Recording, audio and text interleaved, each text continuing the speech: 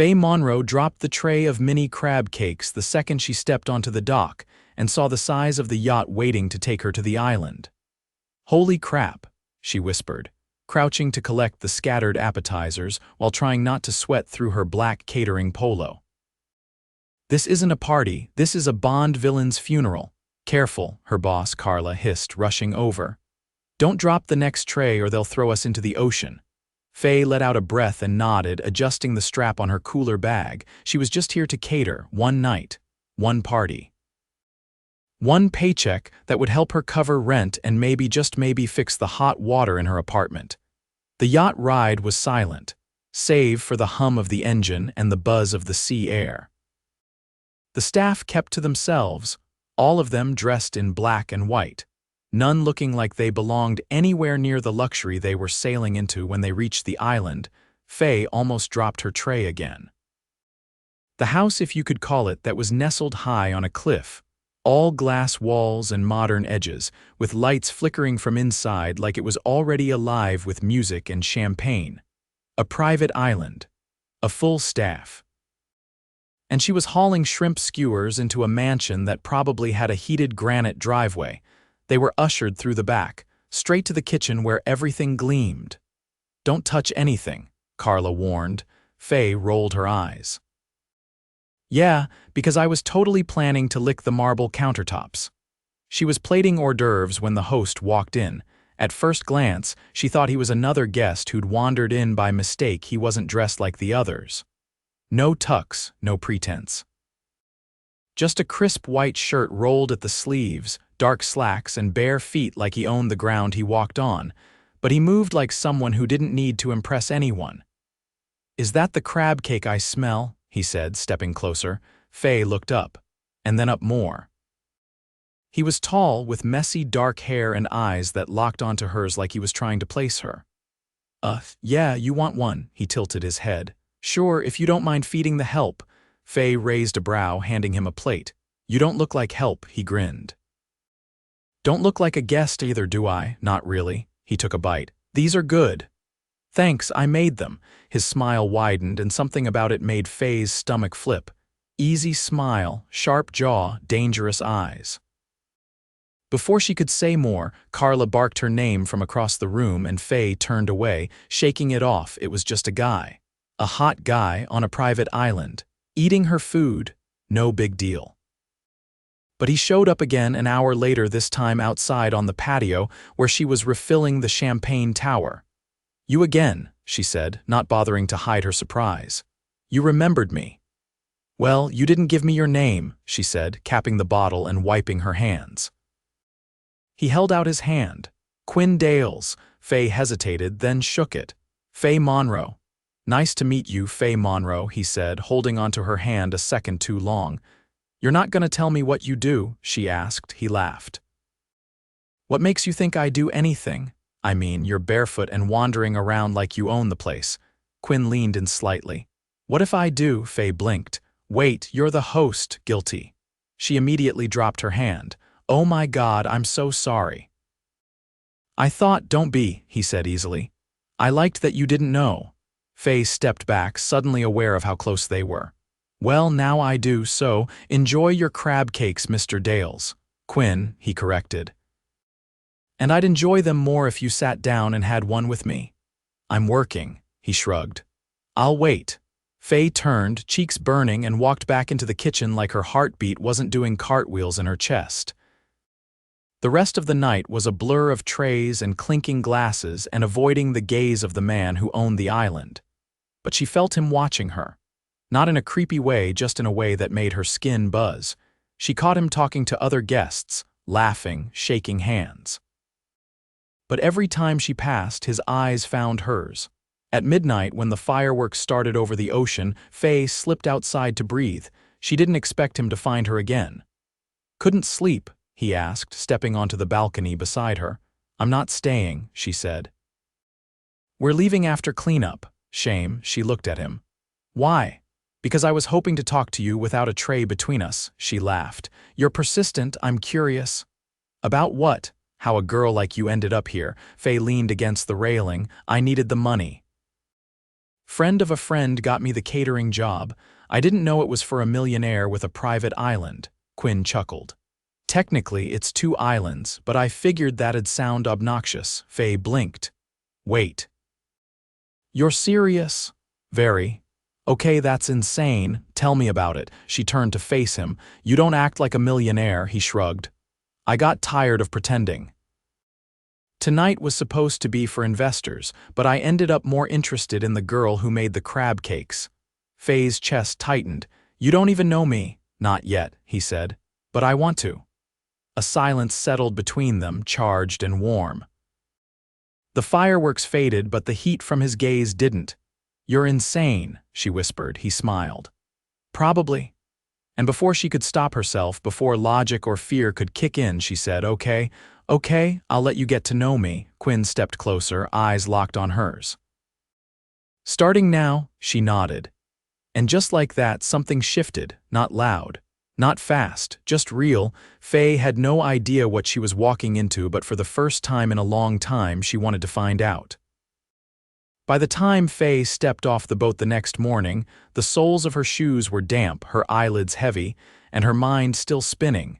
She hadn't slept. Not because of the cleanup, which had taken hours, but because of him, Quinn. She replayed their conversation under the stars 100 times during the ride back to the mainland. Every word, every glance, every impossible thing he'd said. She kept trying to convince herself it had been a fluke, a rich guy with too much time and a talent for charming strangers. But something about the way he'd looked at her, like she wasn't just another face in the crowd, made it impossible to dismiss. Still, she had bills to pay and a job to get to. She didn't expect anything to come of it. So when Carla stormed into the bakery where Faye worked the next afternoon, waving a gold-trimmed envelope like it was a winning lottery ticket, Faye nearly dropped the tray she was frosting. Tell me you didn't flirt with the client, Carla said, slapping the envelope on the counter. I what? He sent this, to you.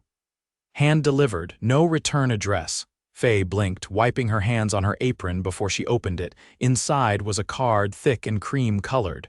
One sentence in elegant script: dinner. 7 o'clock, where something you can dance in. Q, no last name, no location. Just an address printed on the back. Faye stared at it, heart thudding.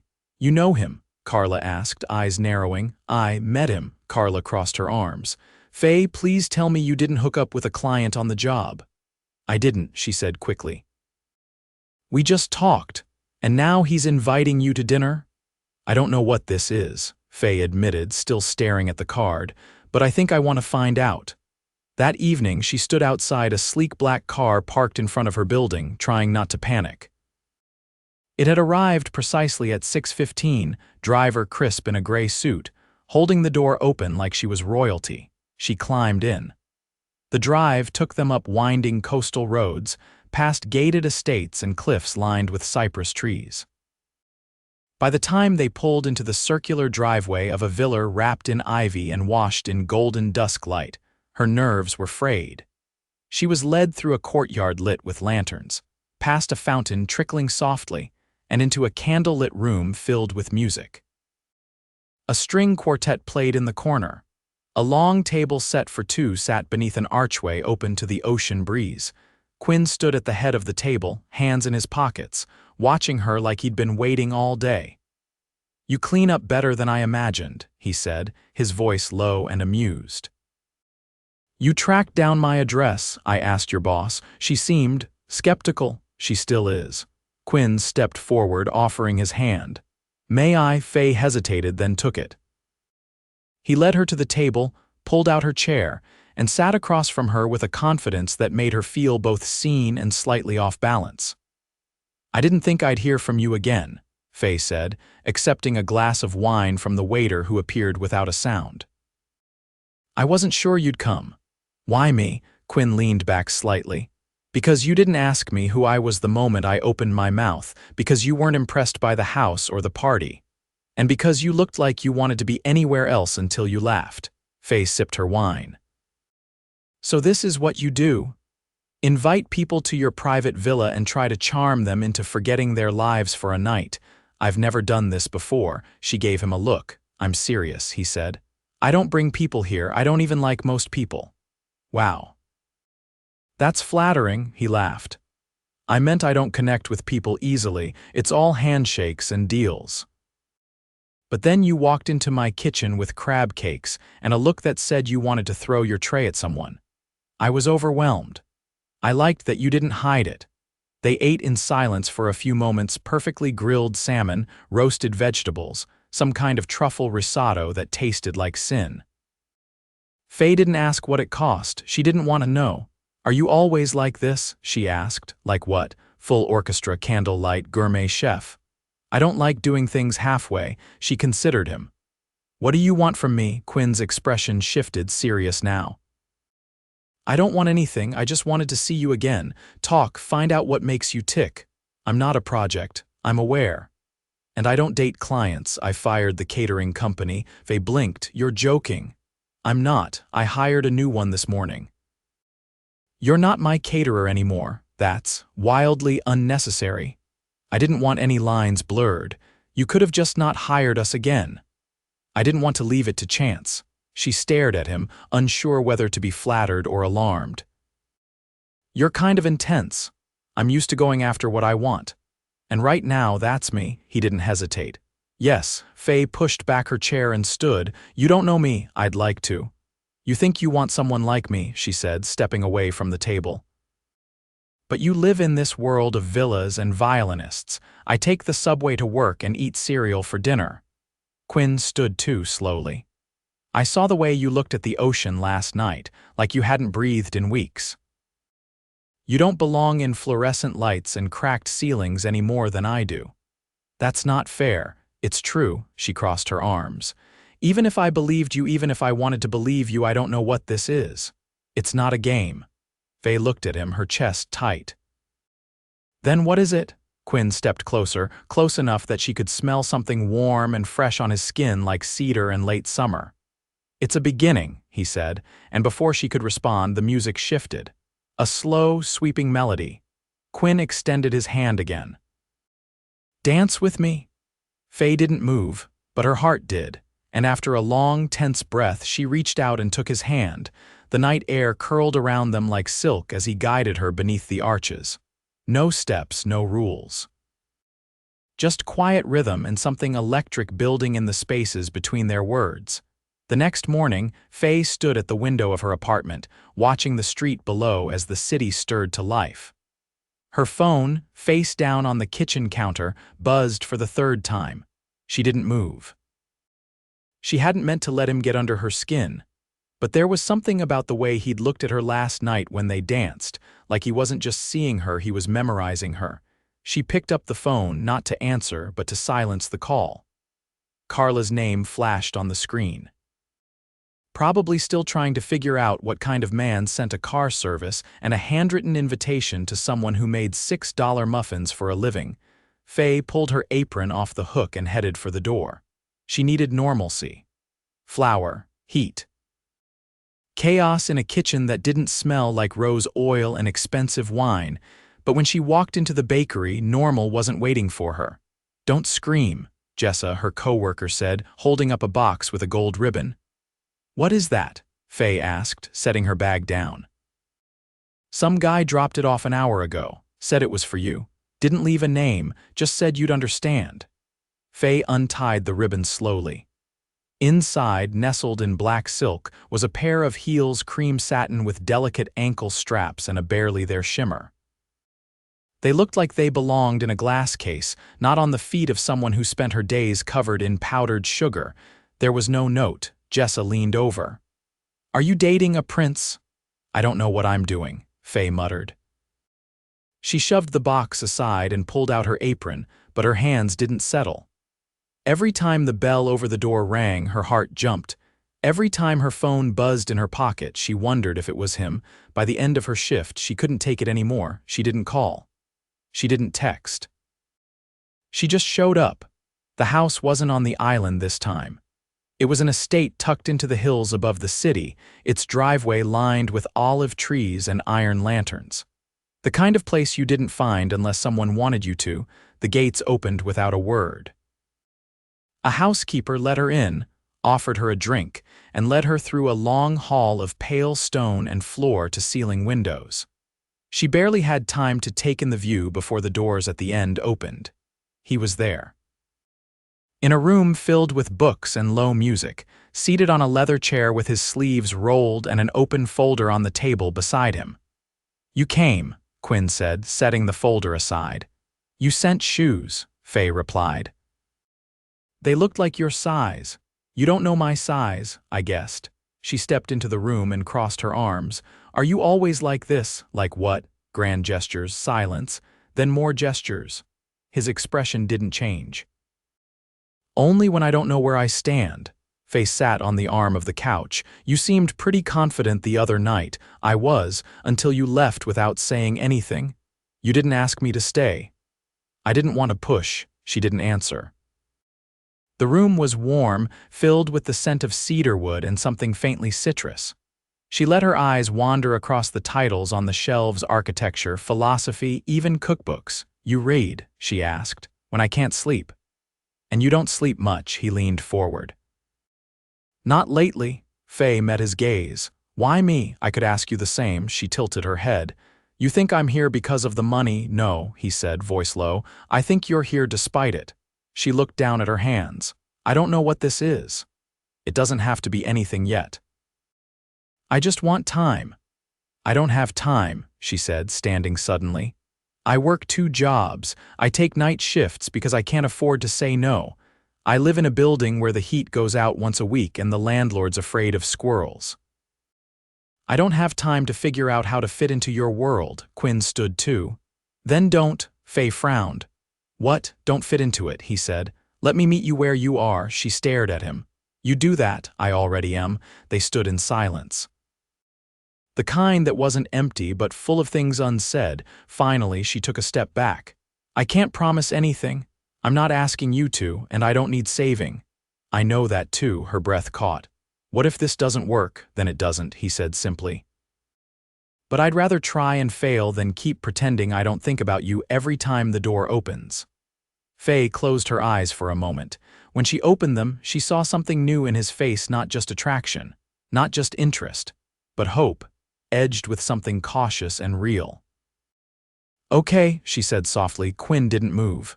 "Okay," he repeated. "Let's try." He reached for her hand.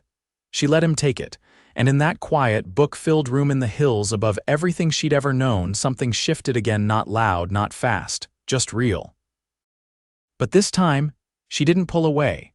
Faye stood in the middle of the ballroom, her fingers clenched around the hem of her dress as the lights overhead dimmed to a soft golden hue.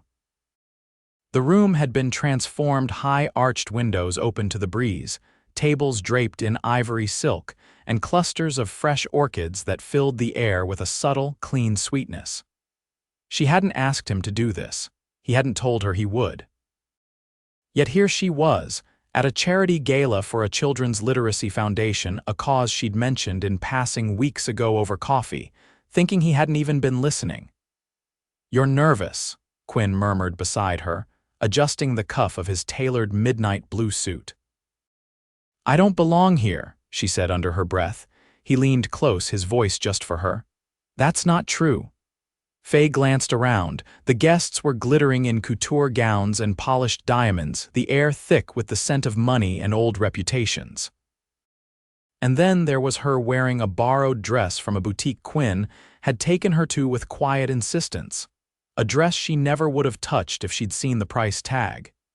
"You didn't tell me this would be televised," she said, catching the glimpse of a camera crew setting up near the stage. "I didn't plan for that part," he admitted. "But you said once that if you ever had the chance to make a difference, you'd take it, so I made sure you'd have the microphone tonight. I bake for a living. I'm not exactly a keynote speaker." "You're a woman who knows why stories matter," he said. "That's enough." She turned to face him, her pulse thudding. "Why are you doing all this?" "Because I can," Quinn said simply. "And because I want people to see what I see when they look at you." Faye blinked, caught between disbelief and something that felt dangerously close to awe. He stepped back as a coordinator approached. "You're up in 5 minutes," the woman said, glancing down at her clipboard. Quinn gave Faye's hand a quick squeeze. "You've got this." She walked to the stage on legs that barely felt solid, her heels tapping against the polished floor as the crowd drew quiet. The spotlight hit her, and for a breath, she froze. Then she saw him standing just beyond the edge of the lights, his arms crossed, watching her like he was anchoring her in place. "I'm not used to rooms like this," Faye began, her voice steady despite the thrum in her chest. "But I am used to stories. My mom used to read to me when we couldn't afford heat. We'd bundle up in coats and blankets, and she'd read from a library book like it was treasure." The room listened, still, silent. "I didn't know then that stories would be the thing that saved me again. That they'd be what made me believe in something more." She paused, looking out at the sea of faces. "And I never thought I'd be standing here asking you to help give that gift to someone else. But if I've learned anything lately, it's that the smallest thing can change everything. A book. A sentence. A chance." When she stepped off the stage, the applause felt surreal. People were standing, some were wiping their eyes, and Quinn, he was waiting at the bottom of the steps, his expression unreadable. As she reached him, he cupped her face without hesitation. "You were brilliant," he said. She shook her head, laughing softly. "I think I blacked out halfway through. Then your subconscious is a poet." They left the gala early, slipping out before the dinner courses were served. Quinn's car whisked them away from the glittering chaos, back into the quiet hills above the city. Inside the house, the lights were dim. The fire was already lit, casting soft flickers across the stone floor. Faye stepped out of her heels and sank into the couch, pulling her knees up as he sat beside her. "You never told me why you're really doing this," she said after a long silence. He looked at her, his jaw tight. "What do you mean, all of this? The gala, the foundation, the house?" "Me?" He was quiet for a moment, then reached into the drawer beside the couch and pulled out a worn paperback. "This was the first book I ever read by myself," he said. "After my mother left, my dad couldn't handle being in the same room with me, so I spent a lot of time alone. That book was the only thing that made me feel like I wasn't." Faye took it carefully, flipping through the yellowed pages. "I didn't want to be like him," Quinn continued. "Detached, hollow. I built all this because I thought if I had more, I'd feel more, but it never worked. Not until I met you," her breath caught. "You didn't care about any of this," he said. "You cared about whether I was kind, whether I listened, whether I showed up." "I didn't expect any of this," she whispered. "I know. And that's why I'm asking you now." He stood, pulling something from his coat pocket, not a ring, not a box. A key. Faye stared at it. "I bought a place," he said. "In the city, close to your bakery. It's not huge and the kitchen's outdated, but it's quiet, light-filled. I thought maybe we could make it ours." Her hand trembled as she took the key. "You're not asking me to move in," she said slowly. "No," he said gently. "I'm asking you to choose me, however that looks, however long it takes." Faye looked up at him. "You're serious?" "I've never been more." She stood slowly, sliding the key into her palm. "I don't need the island," she said. "Or the villa, or the gala, I know. I just need you." Quinn didn't speak. He just reached for her, and when their mouths met, it wasn't fireworks or orchestras this time. It was quiet, steady, certain. Later, curled up beside him with her head on his chest and the fire dying low, she whispered, "You fell in love with me over crab cakes." He chuckled, pressing a kiss to her hair. "I fell in love with you the moment you told me you made them." Faye smiled against his skin. "Then I guess I'm glad I dropped the tray. I've never been so grateful for a catering accident." As the night deepened and the city below went to sleep, they stayed wrapped in each other. No longer separate lives trying to fit together, but a beginning they'd built, one conversation, one choice, one unexpected party at a time. The morning light filtered gently through gauzy curtains as Faye stirred beside Quinn, the warmth of his body anchoring her to a sense of peace she hadn't known in years. The city below buzzed faintly in the distance, but here, in the modest apartment they'd begun to make their own, the world felt quiet. Whole. She sat up slowly, her fingers brushing the edge of the windowsill where a small potted basil plant had started to bloom. It had been her idea to grow herbs in the kitchen. Quinn had never cooked with anything that didn't arrive pre-measured in a box or tray. Now he couldn't make scrambled eggs without asking which leaf to tear. "You're awake early," Quinn said sleepily, his voice rough with sleep. "I couldn't stay in bed. My brain's already halfway into the bakery." He reached out, catching her hand. "You don't open for another 2 hours. I want to test the lemon lavender scones while the oven's still got some mercy left in it." Quinn chuckled as he sat up, the sheet dropping to his waist. "You're the only person I know who treats pastries like they might explode if not handled before sunrise." She looked over her shoulder, her eyes soft. "They matter. I know they do." His tone shifted, more thoughtful. "I got a call this morning. Well, technically last night." "I didn't want to wake you." Faye turned to face him fully. "What kind of call?" "The Foundation's board wants to fund a city-wide reading program. They asked if I'd consider putting you in charge of community engagement." Her breath caught. "They want me to work with them? They said your speech changed the entire tone of the night. Donations tripled. One woman pledged her entire estate."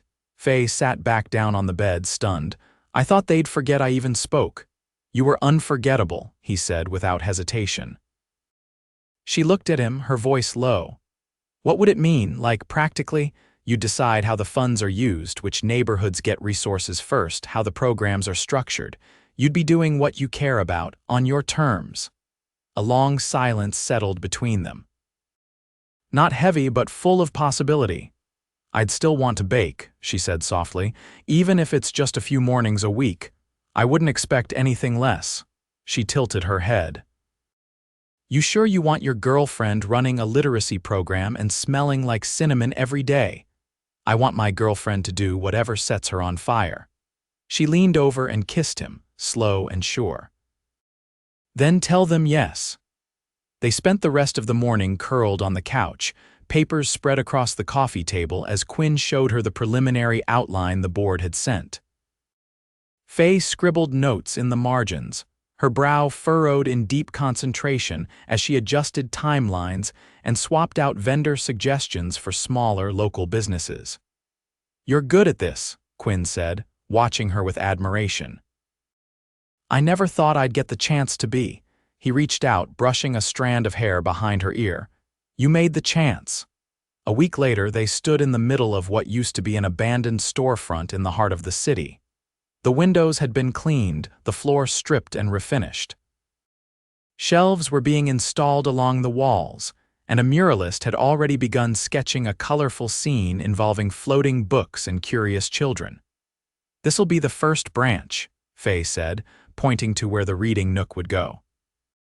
"We'll open one in every borough by the end of the year." "You realize you're going to be famous, right?" Quinn teased. "Only if you stop stealing my donuts and telling people you invented them." He laughed, slipping his arm around her waist. "I'll try." The grand opening brought out every major paper in the city. Faye stood behind a podium flanked by dozens of children, each clutching a brand new book donated by the program. She didn't prepare a speech this time. She just spoke from the heart. When the ribbon was cut, she turned to Quinn. "I never thought this life would be mine," he kissed her temple. "You built it yourself, I just kept the lights on." Months passed and their routines became strangely, beautifully ordinary, mornings in the bakery. Afternoons in boardrooms or classrooms. Nights curled up in their apartment, arguing over which pasta shape held the most sauce. One evening, after a long day of meetings and flour-covered counters, Quinn walked in holding a small envelope. Faye was sitting at the kitchen table, her laptop open, surrounded by papers and a half-eaten slice of peach galette. He handed her the envelope without a word. She opened it slowly, then looked up, eyes wide. "Italy. There's a culinary literacy conference in Florence. They want you to speak." "Oh my God," she breathed. "They're flying me out. They're flying us both out. I already cleared my schedule. I figured we could spend a week after in Tuscany, maybe longer." She stood, wrapping her arms around his neck. "You really do know how to spoil me," he pulled her close. "You spoiled me first, with crab cakes and brutal honesty. She laughed against his chest. You're never letting that go, are you? Not in this lifetime. That night, as they stood on the rooftop of their building overlooking the glowing skyline, Quinn slipped something small and cool into her hand. It wasn't a ring, it was a locket. Inside was a photo of her as a little girl, reading on the floor beside her mother, and on the other side, a picture of the two of them from the gala, him looking at her like he couldn't believe she was real. I didn't want to ask you to marry me until I knew you had everything you wanted for yourself first, he said quietly. But now that you do, if you want me to, I'm all in. Faye looked up at him, tears gathering in her eyes, but her voice didn't waver. Yes.